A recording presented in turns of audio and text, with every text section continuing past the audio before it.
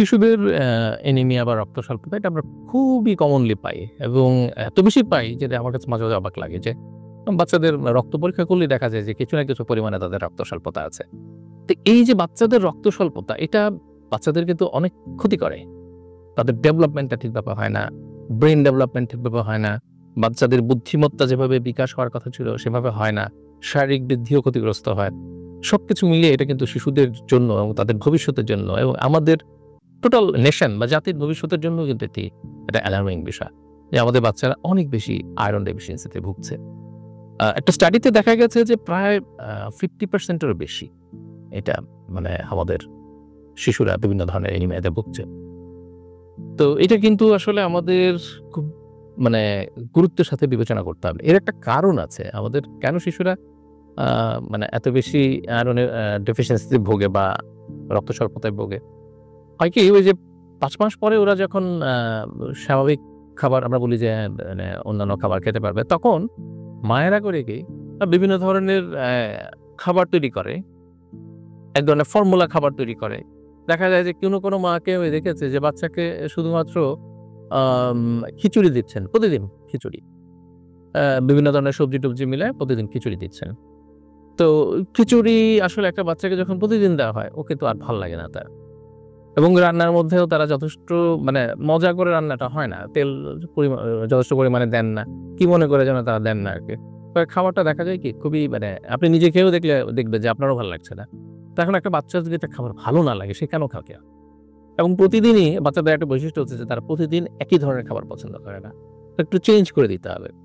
কিছু মা আছে প্রতিদিন সুজি খাওয়ায় বাচ্চাকে। সুজি। তো মানে সুজি তো আসলে কার্বোহাইড্রেট। এর আর কিছু নাই তো এখানে। কার্বোহাইড্রেট আর কিছু পরিমাণে ফাইবার আছে। তো এত কার্বোহাইড্রেট খেলে তো আসলে বাচ্চার কাজে লাগবে না। তার তো আয়রন পাবে না, তার প্রোটিন পাবে না। তো তাহলে তার রক্ত হবে কিভাবে? বাচ্চাদেরকে মাছ-মাংস দিতে হবে, ডিম দিতে হবে এবং আপনি প্রতিদিনই তাকে ডিম খাওয়াবেন সেটাও আবার হবে না। ঘুরিয়ে খাওয়াতে হবে। বাচ্চাদের খাওয়ানোর একটা টেকনিক হচ্ছে আ আপনি তাকে ফোর্স করবেন না। বাচ্চাদেরকে যে কাজটা করতে হবে ফোর্স করবেন, ও ওই কাজটাই অপছন্দ করবে। এটা বাচ্চাদের একটা বৈশিষ্ট্য। আপনি তাকে উৎসাহিত করবেন। কিভাবে উৎসাহিত করবেন? বাচ্চারা বড়দেরকে কপি করে।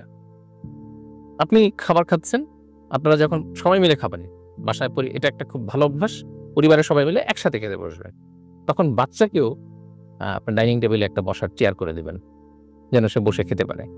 এবং আপনি খাচ্ছেন, বাচ্চাকেও বড়দের মতো করে একটা প্লেট দিবেন, তাকে অনেকটা খাবার দিবেন। আপনি দেখবেন যে ওই আপনার দেখাদেখি সেও খাচ্ছে। কারণ বাচ্চারা বড়দের কপি করতে পছন্দ করে। এবং ফ্যামিলি ফুড দিবেন। আমাদের কিন্তু বলা হয় এটা যে ফ্যামিলি ফুড। ফ্যামিলি ফুড মানে হচ্ছে যে আপনি যা খাচ্ছেন তাকে তাই দিবেন। বাচ্চার জন্য স্পেশাল ফর্মুলা করে খাবার তৈরি করা it's not a good idea always. এটা সবসময় ভালো না। মাঝে ঠিক আছে। আপনি দিবেন, চেষ্টা করবেন যে একটু সেটা ঠিক আছে। কিছু ফর্মুলা খাবার কখনো আমরা প্রেসক্রাইব করি বিশেষ পরিস্থিতিতে। কিন্তু নরমালি আপনি বাচ্চাদেরকে আমরা বলি যে ফ্যামিলি ফুড। আপনি মাংস খাচ্ছেন, আপনি এত ঝাল একটু বেশি, আপনি একটু ধুয়ে দিলেন একটু আ কম ঝাল দিয়ে বা একটু ধুয়ে দিলেন মাংসটাকে। দেখবেন যে বাচ্চা সুন্দর খাচ্ছে।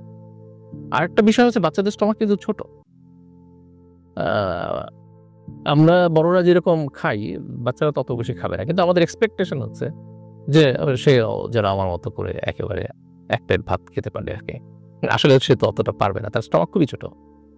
তো এবং সেই খাবারে সে যদি ধরেন আপনি একটা চিপস, বাইরের খাবার বা একটু সুজি খেয়ে যদি পেটটা ভরে ফেলে, তখন কিন্তু সে আর অন্য খাবার খাওয়ার মতো একটা সুযোগ তার থাকবে না।